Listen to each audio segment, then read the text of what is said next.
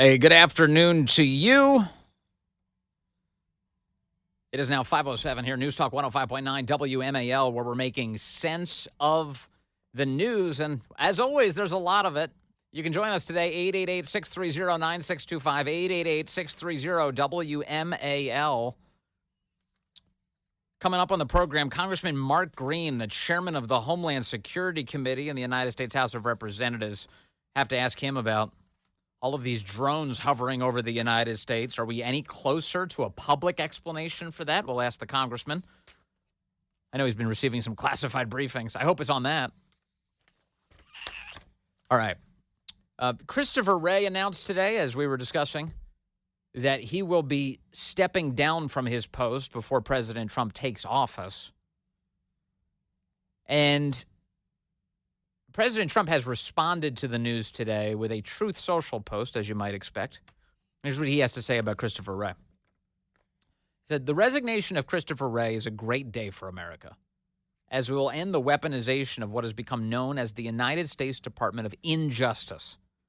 I just don't know what happened to him. We will now restore the rule of law for all Americans. Under the leadership of Christopher Wray, the FBI illegally raided my home without cause, worked diligently on illegally impeaching and indicting me, and has done everything else to interfere with the success and future of America. They have used their vast powers to threaten and destroy many innocent Americans, some of which will never be able to recover from what has been done to them.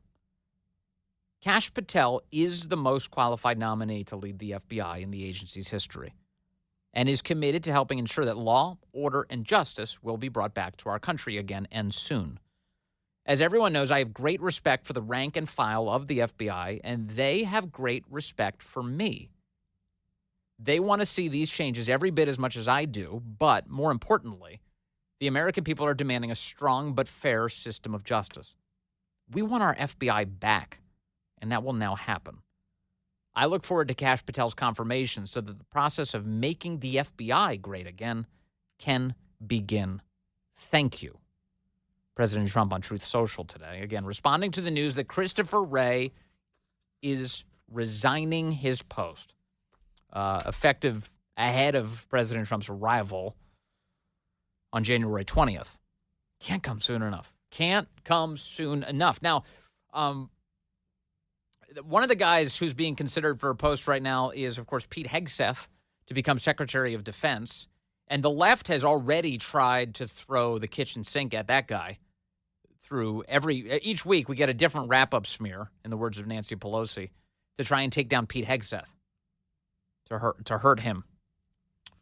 And so far, no good. In fact, it did look like for a moment that Pete Hegseth was on the rocks. There was chatter about maybe President Trump is considering replacing him with someone else, to include Ron DeSantis.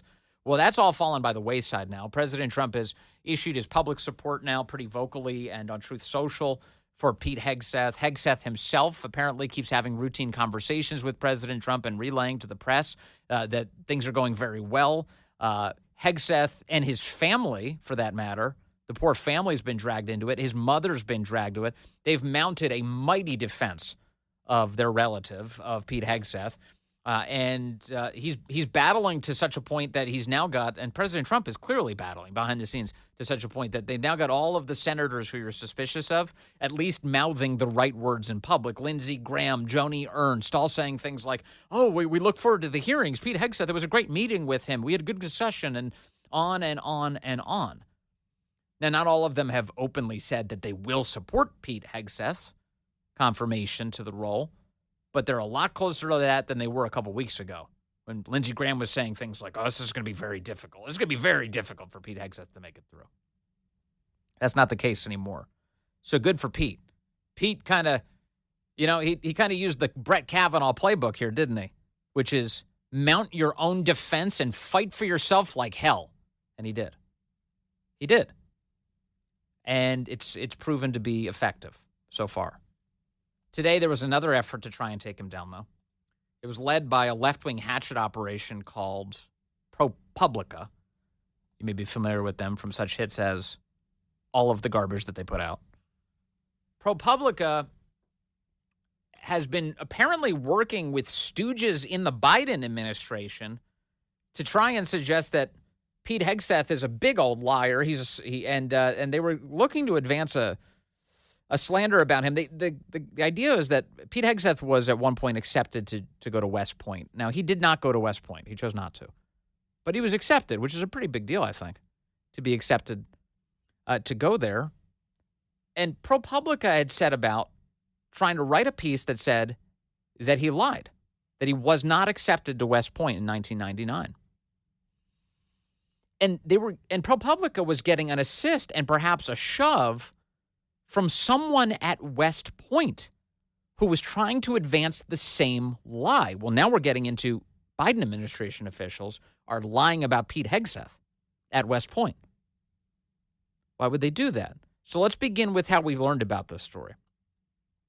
Pete Hegseth himself posted earlier today to his X account, we understand that Pro Publica, the left-wing hack group, is planning to publish a knowingly false report that I was not accepted to West Point in 1999. Here is my letter of acceptance, signed by West Point Superintendent Lieutenant General Daniel Christman, U.S. Army. And there it is, sure enough. A letter dated January 5th, 1999. Now, remember, Pete Hegseth has the actual physical proof here, which is really key to him being able to survive this invented scandal. But imagine if he didn't. Imagine if he didn't have the physical proof to provide. It would just be the word of West Point and Pro Publica versus the word of Pete Hegseth. But instead, Pete Hegseth has physical proof, and it's addressed to Peter Brian Hegseth. His middle name's Brian, it turns out.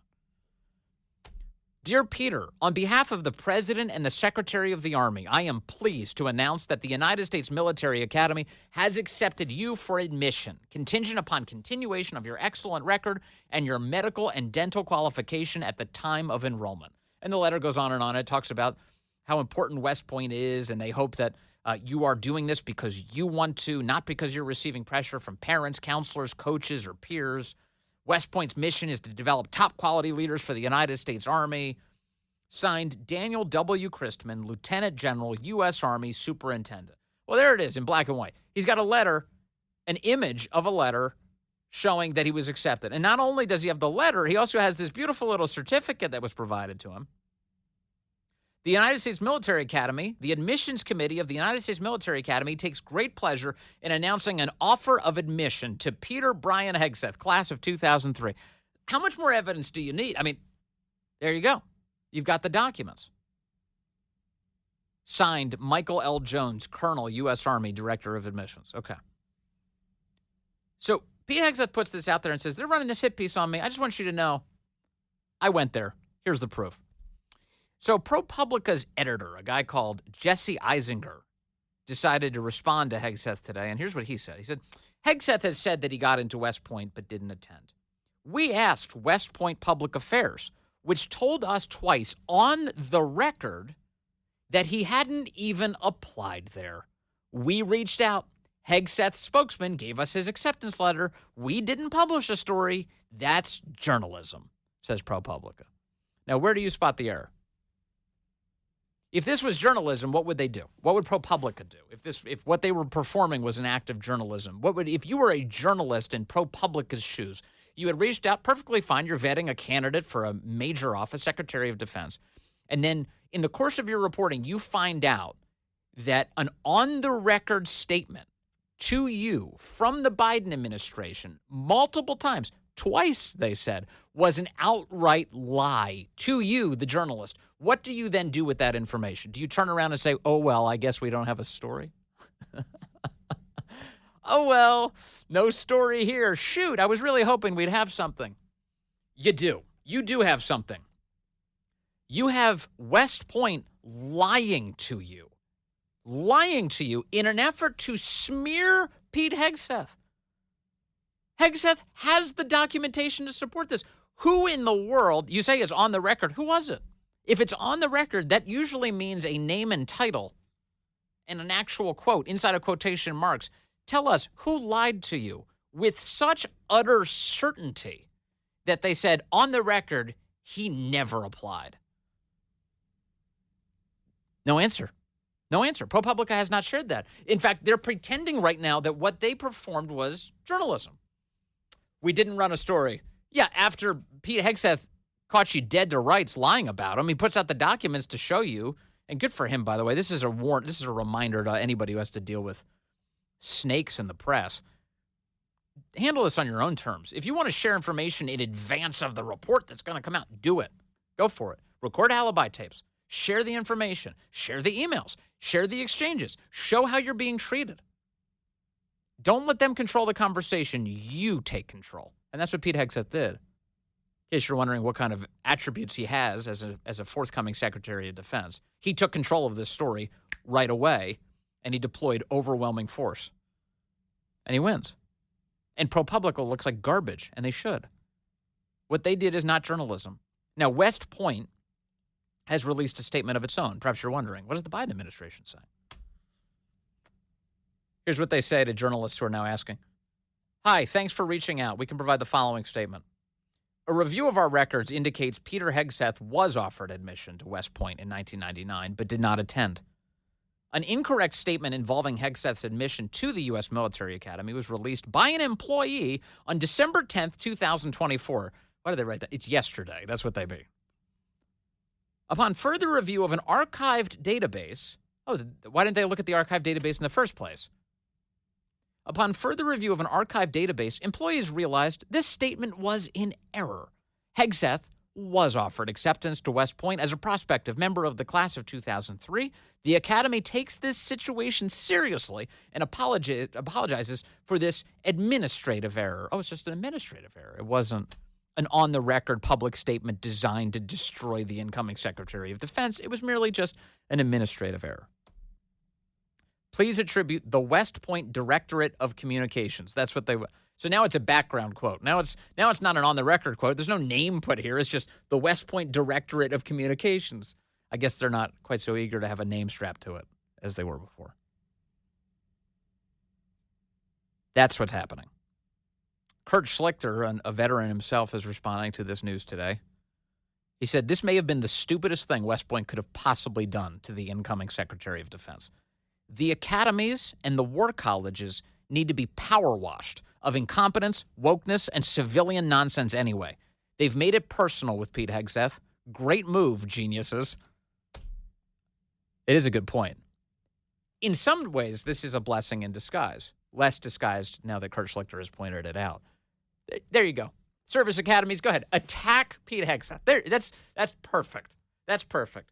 Because if you'd like to give him added incentive to clean all of this up, make it personal, which apparently just happened. So that's the latest effort today to try and take him down. Again, Pete Hegseth, by the grace of his own record keeping, apparently he's a hoarder. He saved these documents. Actually, it's a kind of a cool thing that he got accepted to the U.S. Military Academy. He decided not to go there, but he had the documents to prove it, and he was able to use them today. So, if you have somebody in your family who ever wonders, why are you keeping that thing? You've had it for years. You don't need that anymore. Get rid of it. It's just trash. No. Pro Publica may attack me someday. I might need this. 521.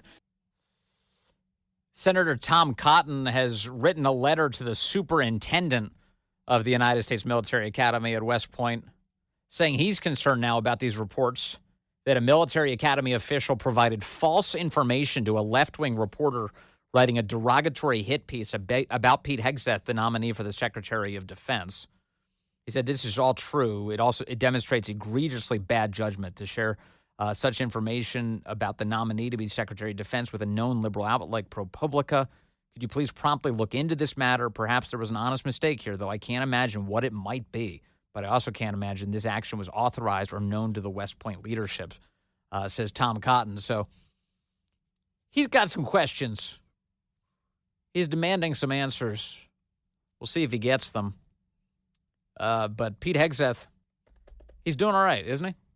Coming up, Congressman Mark Green, the chairman of the Homeland Security Committee, joins us. He's a busy man. He's been receiving classified briefings on all sorts of things. I wonder if he learned anything about these drones that are hovering over the United States of America. No government official wants to tell you where they came from. What's going on? We will ask Congressman Mark Green next on the Vince Colonnese Show.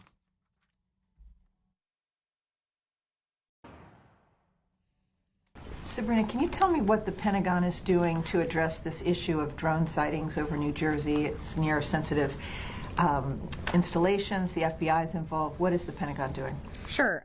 So at this time, aware of those drone sightings that have been reported, at this time we have no evidence that these activities are coming from a foreign entity or the work of an adversary. We're going to continue to monitor what is happening, but at no point were our installations threatened when this activity was occurring. Can you rule out that these are American drones or U.S. military drones?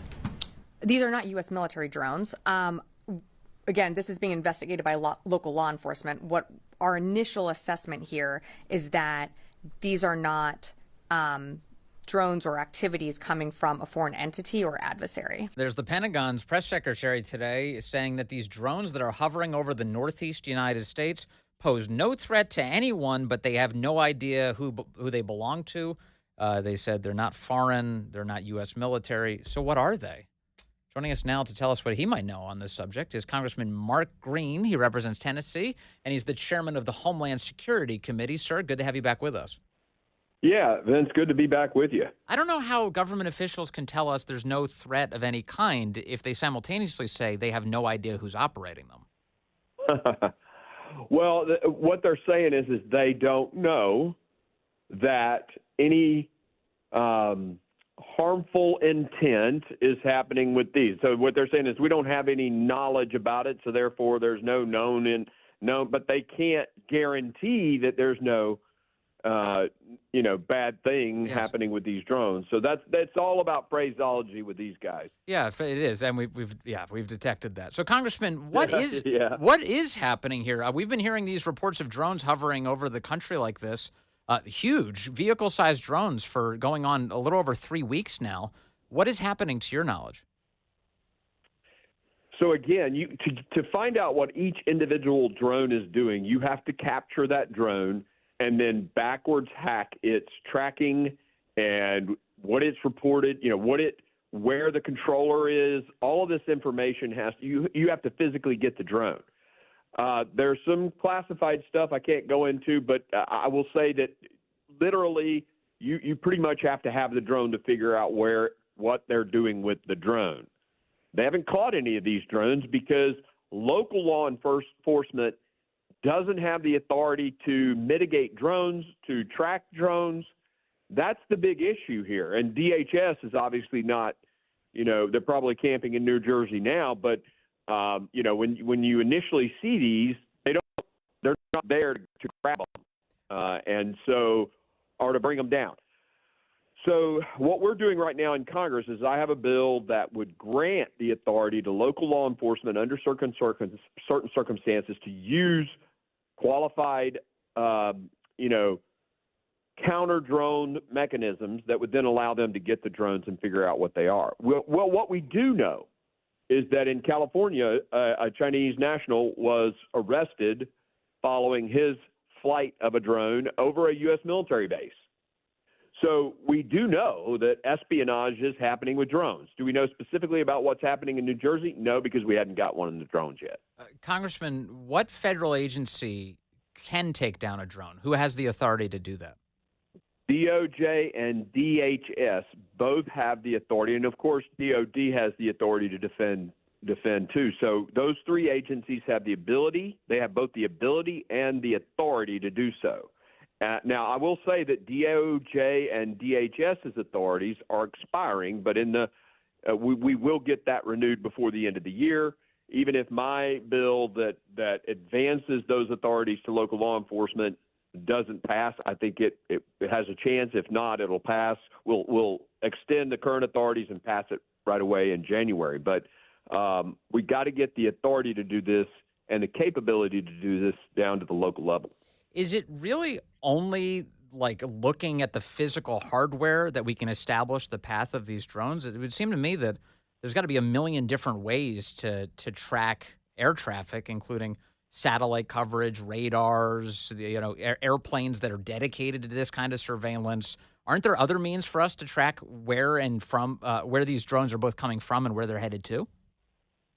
So yes, we can use radar to track where they are if there's radar there. So for example, over a military installation, obviously we can track where it comes in and how it goes over the base, what altitude it goes to, all of that stuff, right? And then the military has the capability to take those things down, and the authority. However, when it's out flying over the Verrazano Bridge, if it gets high enough, then our FAA radars will pick it up. If it's down low, then they won't. So it's all about where that radar is situated and what it's designed to do. In terms of hacking into the drone, though, again, our capabilities on that, I don't want to get into it, but you've got to position those capabilities in the right place. And if one pops up tomorrow in the middle of Kansas, it's not like you can put one of these things on every street corner. No. So, but it would stand to reason that with that technology, you would do it in New Jersey right now. We just spoke to an assemblyman. Yeah, heck yeah. We talked to an assemblyman from New Jersey yesterday who indicated to us that his family is seeing these drones every single night, between 1 to a dozen of them every single evening. So you've got a target-rich environment for these drones to be intercepted by that very kind of technology. Yeah, I anticipate that DHS and DOD and everybody's in New Jersey looking for an opportunity right now. Okay, you anticipate that they don't fly. Yeah, and they're not going to tell me where they're deploying on that, and I shouldn't. They shouldn't tell me that. I mean, that should be classified, and they should position themselves in unique places, and I'm pretty confident that they are. Do you expect? I will say though that in Tennessee, Mark Green or whomever is going to go out there and shoot the damn thing down with a shotgun. Yes. So that's why this is happening in New Jersey and not, Tennessee. Well, the longer they wait, the higher the likeliness it is that somebody does exactly what you're saying. Because Americans will end up taking it into their own hands if they can't trust their government, unfortunately. Well, fortunately, actually, I love that. I love that impulse of liberty. But Congressman, hell yeah, Congressman. Do you expect that by this weekend, the U.S. government will have a drone in custody and will be able to publicly say that? Well, they'd have to fly it, and our guys would have to be in the right place and pick it up. Yeah, so I don't want to make predictions on that, but I can tell you I think our guys are positioning themselves to try to get one. Okay, and then today there was quite a bit of drama over whether or not we knew for sure where these things were coming. New Jersey Congressman Jeff Van Drew had said, both on television as well as on this station, on Dan Bongino's radio show, that he had sources telling him that an Iranian mothership may very well have been the source of all of this, that Iran had launched what he referred to as a mothership probably a month ago that contained these drones, and that it is off the east coast of the United States of America. That is something that the Biden administration, the Pentagon today, flatly denied. They said there is no Iranian ship off the coast launching drones. There's no ship off the coast from Iran. Can you clear that up for us? Well, I can tell you that what's been reported to me was there's no such thing, and I find it very hard to believe that Iran sailed a ship into our waters and launched a bunch of drones. Because remember, these things, the smaller drones, now some of these are actually bigger, the size of a desk. But, I mean, these smaller drones have a very short range. So I just can't imagine that Iran sailed a ship in here and launched a bunch of drones. Now, and DOD is saying that's not the case. So but I don't know who's talking to Van Drew, and maybe I'll capture him talk to him this afternoon when we vote. But that doesn't seem viable to me. Okay, it doesn't pass the smell test for you. Now, No. Now, if the government is currently in a position where they're ready to stage operations to catch one of these drones, that suggests to me that these are not U.S. government property. Is that your understanding? That's right. To my understanding, these are not U.S. government drones. They're not any local drones, law enforcement drones. They're not. I mean, there is a question mark about where these are coming from. Now, I will tell you that some of the sightings that were drones turned out to be small aircraft. Some of the sightings turned out to be drones that people knew about.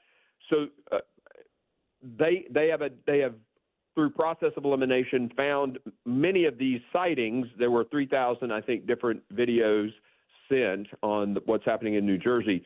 And I got this in a briefing this morning. A good number of those have been determined to have legitimate legal purposes, and some were actually manned aircraft. So, but there's a number that we don't know the answer to. And so hopefully they get one, they find out who's doing this, and they find those individuals and hold them accountable. Congressman, are drones of this size required to file flight plans or any notification to, say, the FAA? In other words, are the drones that we are witnessing, the legitimately suspicious ones that are up in the air, are they failing to meet requirements of the United States?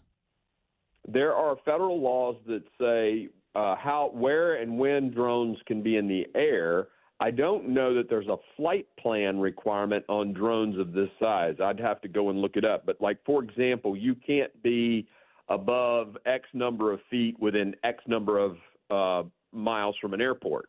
Right? Those are laws that are federal laws. And states actually put further constraints on those. I know when I was a Tennessee state legislator, we put requirements that you can't fly them over, football fields or football events or public events or anything like that. So each state has its requirements, and then the federal government, the FAA, has its requirements.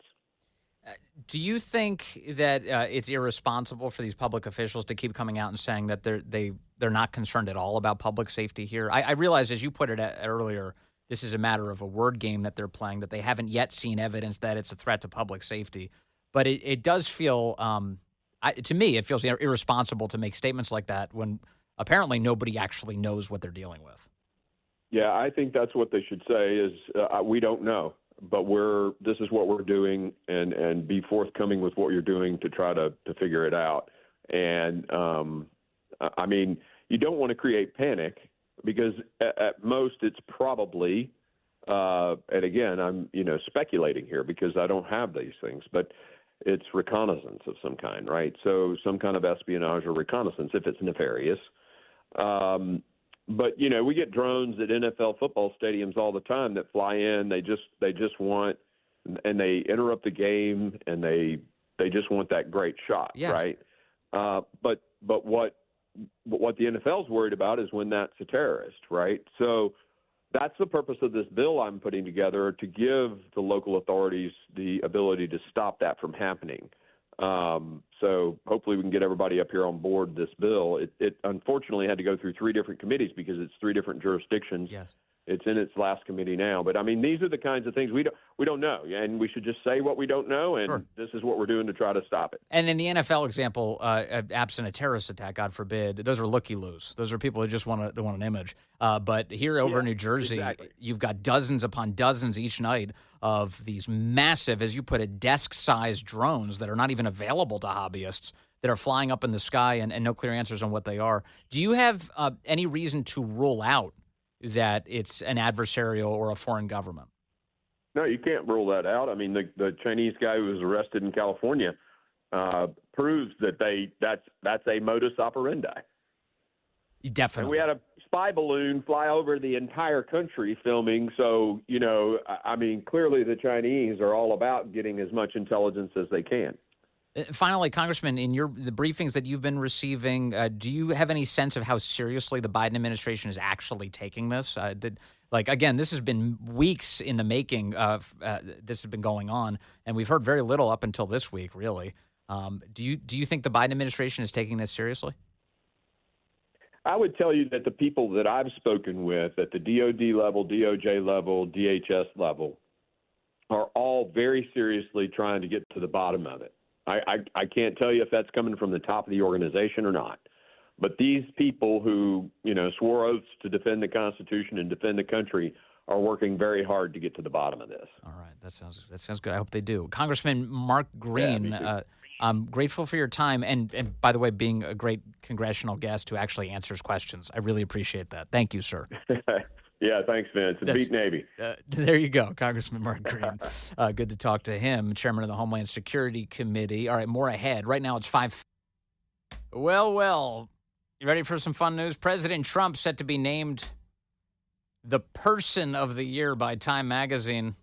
Politico reports that will take place tomorrow. And to celebrate the unveiling of the cover, President Trump is going to ring in the opening bell of the New York Stock Exchange tomorrow morning. That's according to 3 people familiar with the plans, granted anonymity because they were not authorized to divulge the plans. So why'd they divulge the plans? Politico getting a hold of that. Last year's honoree for Person of the Year, Taylor Swift. So there you go. Trump has seized that role from Taylor Swift. It's not the first time that he's been made the Person of the Year. Wasn't it Man of the Year for a billion years, and then they just changed it to Person of the Year recently?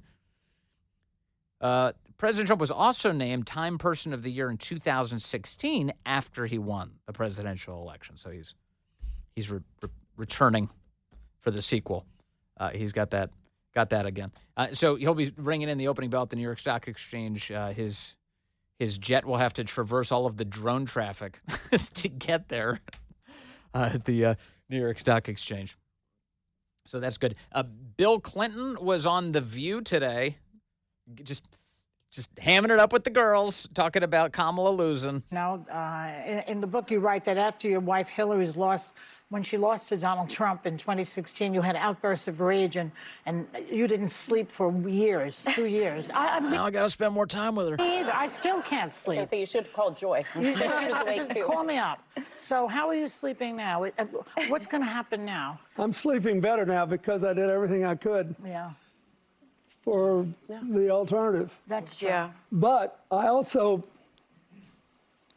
think it's important for everybody to just take a deep breath and say, unlike in 2016, there was no outside influence like the FBI director interfering at the last moment in violation of 70 years of policy. Amazing. So to this day, the Clinton family line is the 2016 election was stolen, and now Kamala Harris, well, she lost because she's a crappy candidate. That's Bill Clinton's assessment.